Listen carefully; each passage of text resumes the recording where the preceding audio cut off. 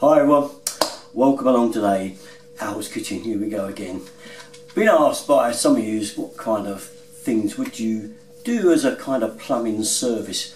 You know, like you do for your car, you wouldn't kind of leave it without giving it a service every so often, would you? You know, the oil would need changing and so forth, the filters, and you generally never neglect your car, would you? But surprisingly, we do neglect our plumbing. Yeah, I'm afraid we do, and that can lead to all sorts of problems later on. So I'm just going to give you a couple of tips, not many, I'm not going to bore you with too many, but the most important ones. So why do we need to do a little bit of plumbing maintenance? Well, look at it today, it's a lovely day out there, we're near at the end of May, and probably the last thing on your mind at the moment will be central heating. We're probably thinking more in line of what holiday we're going to take this summer. But one of the things that people neglect, and this is an easy one, is your central heating, really like an old car in a garage that only gets fired up once or twice, does need starting up every so often just to keep it running free. Mainly I'm talking about the central heating pump, and if you could just turn your central heating on just once a month, just for 10 minutes, and let it run. You don't have to let the house get baking hot, just let it run for 10 minutes, then turn it off, and that will keep everything running free. You'll find your central heating pump won't jam up. The amount of calls I get on September, October time regarding central heating pump jam are endless. There is lots of it around because it's just a simple thing that you forget about. I mean, it's not even on your book, but mark it on your calendar. Once a month, run the central heating just to keep that pump running free, and it will save you from a jam. Now, if come October, November you have got a jam, you've forgotten to put it on, don't worry, I've got videos on how to free it up. It's not too bad a job, but it's something that you should kind of put down for regular maintenance on plumbing. Okay, that's one of the main ones, isn't it? We like our heating, and that's the main thing that can go wrong. We want to make sure that's working come October, November. What else? Well, a burst pipe. It's got to be up there with the rankings of most things that people would hate to happen. So what's the first thing we need to do when we've got a burst pipe? Yes, turn the water off. Now, how many of you have been down to check your stopcock lately to see whether it's actually free?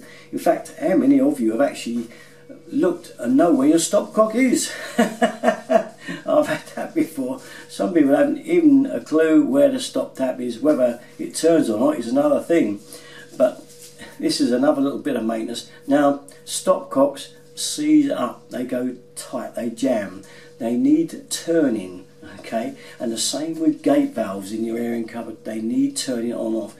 Every couple of months, 3 months, just give them a turn. Now, I've got a couple of valves here. Here's a gate valve. All you've got to do is just shut it all the way to the off position, okay?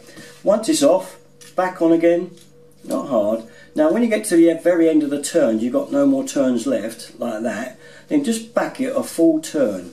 Now don't ask me why, but that always seems to make sure that the valve will run free. If you leave it locked fully open like that, for some reason they really do lock up and you can't turn them. So when you get it back like that, just turn it back a full turn, and that's it. Same with a stopcock, you've got one here. Once again, find your valve, turn it, get it right off. This one's off nearly anyway.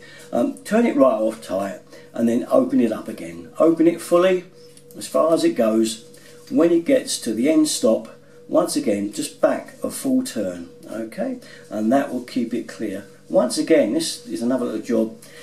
Minimum every 6 months, you should try this to make sure those valves are working. All right, that's quite an important one. There are two of the important things that happen come winter time where you haven't checked and made sure that these things are okay.